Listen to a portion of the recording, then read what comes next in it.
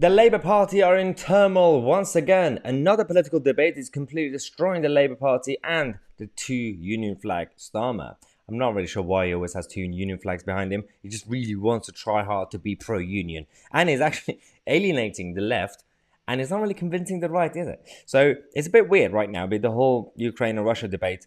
He's trying to seem like the new Tony Blair, to be strong and stable, to kick out the crazy lefties and all that. But he's not really handling it the right way, because once you have some of the hardcore, hard left, Corbyns and Diane Abbott, who always just completely attack the West anyway, he wants to kick him out, but he's actually alienating some people who just want to have a proper debate, nuance when it comes to Ukraine and Russia.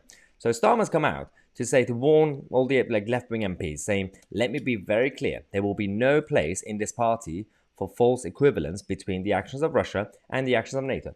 Fine, I get it. Because whether you like it or not, depending on what your view is, Labour Party as a mainstream Western party right now is a pro-NATO party. It is what it is. So I get it. I get there's liberty to be able to keep the party pro-NATO. But there is a difference between your John McDonnells and the others, and Corbyns and Diane Abbott, who are just completely anti-West, anti-freedom, anti-capitalist. So they will back your Chinas and Russias and Irans. And those who just simply want to have a bit of nuance.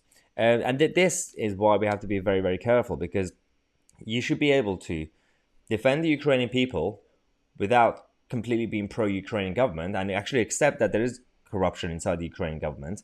At the same time, we can criticize NATO and the history of NATO, some of the actions, without being pro-Putin. So it should be a bit of a nuance. But when you see people like Diane Abbott talking nonsense, I can't really blame Starmer.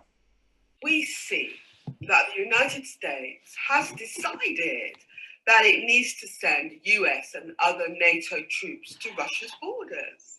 This alone should tell us that the claims that Russia is the aggressor should be treated skeptically. So that's interesting. So there'll be a lot of NATO skeptics who'll be like, well, yeah, that's a good point.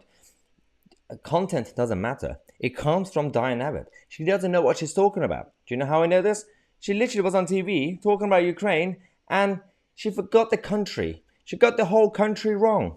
Wrong is he seemed to think that his tanks could roll in to Croatia, into Ukraine.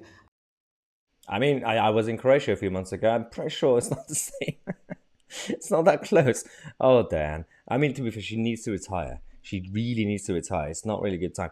But to finish this point, whilst the Labour Party is going through turmoil, it's bringing back Boris Johnson. So there'll be a lot of Conservatives who have been quite angry with Boris Johnson's policies, especially the green crap policies and Build Back Better, who are looking at Starmer saying, what are you doing?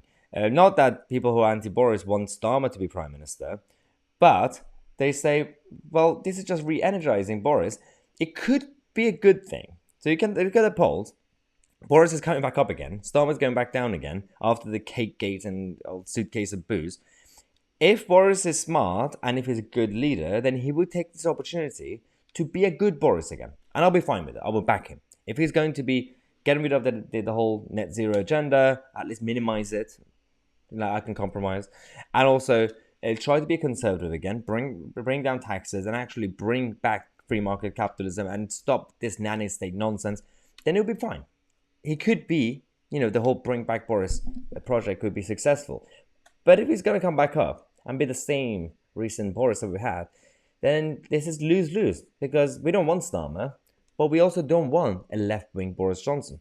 But let's focus on the fact that the Labour Party is in turmoil again. That's still better. That's as long as the Labour Party is not going to be in government, I am more than happy to just sit here and have a drink. We're going to come back with more updates on my Tousi, and we are the media.